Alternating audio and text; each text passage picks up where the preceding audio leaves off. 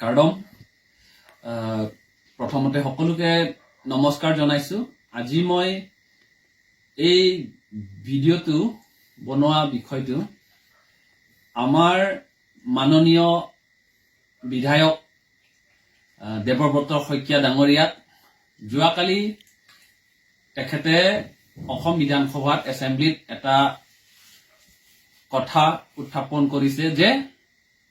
পশ্চিম কাৰ্বি আংলং জিলা খেৰণী অঞ্চলত PGR মাটিত যিটো উচ্ছেদ কৰিবলৈ আমাৰ মাননীয় কাৰ্বি আংলং সাহিত্য সাহিত্য পৰিষদে এটা নিৰ্দেশ দিছে আৰু তেখেতসকলে এটা প্ৰস্তাৱ লৈছে যে PGR VGR যিহেতুকে অবৈধভাৱে বহিৰাগত বিহাৰীসকলে তাতে অবৈধভাৱে বহবাস কৰি আছে, তেওঁলোকে বেদখল কৰি আছে। সেই বেদখলকাৰীসকলে আমাৰ খিলঞ্জীয়া ভূমিপুত্ৰৰ ওপৰতে তেওঁলোকে বহুত দিনৰ পৰা অত্যাচাৰ চলি আছে, অত্যাচাৰ কৰি আছে, শাৰীৰিকভাৱে নিৰ্যাতন কৰি আছে। আমাৰ খিলঞ্জীয়া ভূমিপুত্ৰ মানুহৰ ওপৰত তেওঁলোকে বিভিন্ন ধৰণৰ তেনেকুৱা আমাৰ অত্যাচাৰ বহুত দিনৰ পৰাই কৰি আছে। তো এনেকাই আহি যোৱা 15 ফেব্ৰুৱাৰীত তাতে এই অবৈধভাৱে বেদখলকাৰীসকলক মুক্ত কৰিবলৈ বা উচ্ছেদ কৰিবলৈ ASDC বা KSA আদি কৰি কিছুমান দল সংগঠনে ধাৰণা কাৰ্যসূচী কৰিছে ডংকা ৰেভিনিউ চাৰ্কুল কাৰ্যালয়ৰ সন্মুখতে। তো সেইদিনাখন ধাৰণা কাৰ্যসূচী কৰাৰ পাছত তেওঁলোকে ডিফুলৈ উভতি গৈ থকা অৱস্থাতে খেৰণী চাৰিআলিত কিছুমান বেদখলকাৰী বা বহিৰাগত বিহাৰীসকলে যিসকলে ডিফুলৈ উভতি গৈ আছিলে তেখেতসকলক শাৰীৰিকভাৱে নিৰ্যাতন কৰিছে, তেওঁলোকক ওপৰত প্ৰহাৰ কৰিছে, পাথৰ দলিয়াইছে, কিবা কিবি গাড়ী চাৰি ভাঙাই দিছে, ইমান আঘাত হৈছে, কিছুমানে বেয়া অৱস্থা কৰি পেলাইছে। তো আজি এইটো নতুন সমস্যা নহয়, নতুনকে এইটো ঘটনাটো প্ৰথমে ঘটা নাই, তাৰ আগতো বহুতবাৰ তেনেকুৱা ঘটনা ঘটিছিল। এইকাৰণে আমাৰ এই বহিৰাগতৰ পৰা আমি বহুতে অসুবিধা হৈ আছে বহুত দিনৰ পৰা। এইকাৰণে তেওঁলোকক যদি এনেকাই যদি আমি খিলঞ্জীয়া ভূমিপুত্ৰসকলে, অসমীয়াসকলে বা কাৰ্বিসকলে তেওঁলোকক যিসকলে বহিৰাগত ইয়াতে অবৈধভাৱে বসবাস কৰি আছে, বেদখল কৰি আছে, তেওঁলোকক যদি আমি এনেকাই মনে মনে যদি চাই থাকে, আমি যদি ধৈৰ্য কৰি থাকে, তেতিয়াহ'লে আমি ইয়াতকৈ আৰু লাজ লগা কথা আৰু কোনো নাথাকিব। এই কাৰণে আমি সকলো কাৰ্বি আংলংবাসীয়ে এটা এতিয়া মাত মাতিছে, তেওঁলোকক যাতে ইয়াত পৰা চৰকাৰী মাটিৰ পৰা উচ্ছেদ হ'ব লাগে আৰু বেদখলকাৰী মুক্ত হ'ব লাগে বুলি। তো সেই কথা লৈ পেলাই আমাৰ মাননীয় কাৰ্বি আংলং সাহিত্য পৰিষদে এটা প্ৰস্তাৱ লৈছে যে তেওঁলোকক ইয়াত পৰা যিসকলে বেদখলকাৰী ইয়াতে PGR VGR মাটিৰ পৰা উচ্ছেদ হ'ব বুলি এটা ডাঙৰ এটা প্ৰস্তাৱ লৈছে। আৰু এই প্ৰস্তাৱ লৈ পেলাই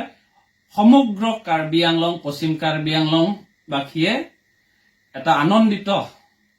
সকলোৱে ফূৰ্তি পাইছে যে তেওঁলোকক যদি ইয়াৰ পৰা বেদখলকাৰী উচ্ছেদ হয় তেতিয়াহ'লে আমাৰ ইয়াত খিলঞ্জীয়া ভূমিপুত্ৰসকলে থাকিবলৈ শান্তি পাম। তো সেই কথা লৈ যোৱাকালি অসম বিধানসভাত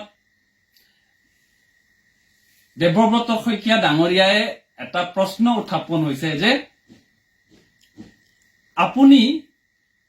এজন মহান মানুহ, এজন ডাঙৰ বিধায়ক, আপোনাৰ পলিটিকেল কেৰিয়াৰৰ কাৰণে, আপোনাৰ পলিটিক্সৰ কাৰণে আপুনি যে ইমান তললৈ নামি যাব বুলি আমি কেতিয়াও ভবা নাছিলো আপুনি এতিয়া 2024ত লোকসভা নিৰ্বাচন আহি আছে বুলি পেলাই এনেকুৱা তললৈ গৈছে নেকি বুলি আমি আমাৰ অন্তৰত এটো আমি বুজিবলৈ পাৰা নাই কাৰণ কিয়নো আপুনি এজন অসমীয়া বিধায়কে যদি আপুনি কোন দলত আছে মই হেতু কবলৈ নাযাও কিন্তু আপুনি এজন অসমীয়া বিধায়ক হিচাপে আপুনি বহিৰাগত আৰু এইটো বেদখলকাৰী কোনোবাই ক'ত পৰা আহিছে ইউপি পৰা আহিছে নে বিহাৰৰ পৰা আহিছে নে আমি ক'ব নোৱাৰো কিন্তু ইয়াতে কাৰ্বি আংলং যেহেতুকে এইটো ষষ্ঠ অনুসূচী এলেকা 6 শিডিউল এৰিয়া ইয়াতে কোনো নন ট্ৰাইবেলে ইয়াতে মাটি লব নোৱাৰে মাটি পাটা কৰিব নোৱাৰে এই কথাটো আপুনি জানি বুজি পেলাই যদিও এনেকা কথা আপুনি যদি কয় তেতিয়াহলে ইয়াত কৈ লাজ লগা কথা কোনো নাই গটিকে আপোনাৰ নিচিনা বিধায়ক আমাৰ কাৰণে দৰকাৰ নাই আপোনাৰ নিচিনা বিধায়ক একো ভ্যালু নাই বুলি আমি যোৱাকালিয়ে গম পালো মই আপোনাক আজি এই ভিডিও জৰিয়তে তীব্ৰ ভাষাৰে মই আপোনাক গৰিহণা দিছো আপোনাক কনডেম কৰিছো আপোনাৰ নিচিনা বিধায়ক কোনো ভ্যালু নাই আপুনি থাকাতকে নথকাই ভাল আপুনি পলিটিক্সে এৰি দিয়ক লাভ নাই আপোনাৰ নিচিনা দৰকাৰ নাই আমাৰ অসমত আপোনাক অকল কাৰ্বি আংলঙত নহয় সমগ্ৰ অসমতে আপোনাৰ নিচিনা বিধায়ক আমাক দৰকাৰ নাই নালাগে আপোনাক আপুনি কোন দলতে থাকিলে থাকক আমাৰ এটো কথা নাই কিন্তু আপোনাৰ নিচিনা বিধায়ক আমাক দৰকাৰ নাই আপুনি কিবা কিবি কথা কৈছে যে সংবিধানৰ কথা কৈছে আৰ্টিকল 19ৰ কথা কৈছে আমি নাজানে নেকি ইবিলাক আৰ্টিকল আমি নাজানে নেকি আমি ভাৰতৰ সংবিধান আমি পঢ়া নাই নেকি তাতকৈ আৰু 6 schedule constitution 6 schedule to the constitution of India আপুনি হেতু কথা অলপ সলপ কিবা কিবি পঢ়িছে কৈছে অসম বিধান সভাত আপুনি যিমানখিনি পঢ়িছে তাতকৈ ডাবল আমি পঢ়িছে আমি সকলো কথা জানো আপুনি এইবোৰ কথা আমাৰ আগত কৈ লাভ নাই আপুনি আৰ্টিকল 19ৰ কথা কৈছে freedom of movement freedom of settlement হেবিলাক আপুনি কৈছে আপুনি এইবিলাক কথা কিয় হাফট্ৰুথ আধা কিয় পঢ়িছে আপুনি আৰ্টিকল 19 টো আপুনি পুৰাকে পঢ়ি দিয়ক তাতে লিখা আছে আপুনি যিকোনো যিজন ভাৰতীয় নাগৰিকে আপুনি যত যায় থাকিব পাৰে যত যায় যাব পাৰে যত থাকিব ইচ্ছা আছে থাকিব পাৰে কিন্তু ট্ৰাইবেল এৰিয়া শিডিউল ট্ৰাইব সকলৰ প্ৰটেকচন সিকিউৰিটি কাৰণে আপোনাৰ ৰেষ্ট্ৰিকচন কিছুমান ঠাইত ৰেষ্ট্ৰিকচনো আছে বুলি তাতে দিয়া আছে সেই কথাটো আপুনি কিয় পঢ়া নাই তাতে গটিকে আমি গম পালো যে আপুনি আমাৰ কাৰ্বি আংলং বাসীয়ে এতিয়া বেদখলকাৰী আমি উচ্ছেদ কৰিব তো সেই উচ্ছেদ কৰা মানুহসকলক যিসকলে বহিৰাগত তেওঁলোকে অবৈধভাৱে তাতে বসবাস কৰি আছে তেওঁলোকৰ ভোট যে কিছুমান 10-15 হাজাৰ ভোটটো আছে সেই ভোটটো এই অহা 2024 লোকসভা নিৰ্বাচনতে আপোনাৰ পাৰ্টি ভোটটো দিবলৈ কাৰণে আপুনি সেইবোৰ কথা কৈছে নেকি যদিহে সেইটো ভাবি আপুনি সেইবিলাক কথা কৈছে তেতিয়াহলে সেইবিলাক আশা কৰি লাভ নাই এইবিলাক আশাটো আপুনি বাদ দিয়ক আমি কাৰ্বি আংলং বাসীয়ে আপোনাক এতিয়া গম পালো আপোনাৰ চৰিত্ৰটো গম পালো এই কাৰণে আপুনি কাৰ্বি আংলং নাহিবি বুলি আমি কোৱা নাই কিন্তু আহিলে আহিব পাৰে কিন্তু আপোনাৰ নিচিনা মানুহ আমাৰ কাৰণে কোনো দৰকাৰ নাই আমি কনডেম কৰিছো আপোনাক এই কাৰণে সকলো অসমীয়া সমগ্ৰ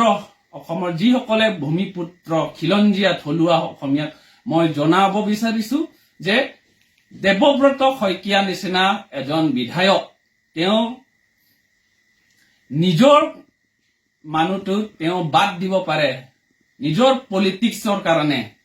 নিজৰ স্বাৰ্থৰ কাৰণে তেওঁ বহিৰাগত বেদখলকাৰী তেওঁ প্ৰটেকচন দিব পাৰে কিন্তু ইয়াত যে খিলঞ্জীয়া অসমীয়া ভূমিপুত্ৰ সকলে তেওঁলোকৰ কাৰণে ইয়াত যে কিমান যে অশান্তি পাই আছে সেই কথাটো তেওঁৱে ভাবিবলৈ অলপো সময় নাপায়, ভাবিবলৈও নাজানে, তেওঁ মাথাতে এইবোৰ কথা নুসুমায়। এইকাৰণে সকলো অসমবাসীক মই এইটো কথাটো জনাব বিচাৰো যে দেবব্ৰত শইকীয়া নিচিনা নিৰ্লজ্জ মানুহ অসমত আৰু কোনোৱে নাই। নমস্কাৰ। কাৰ্ডম।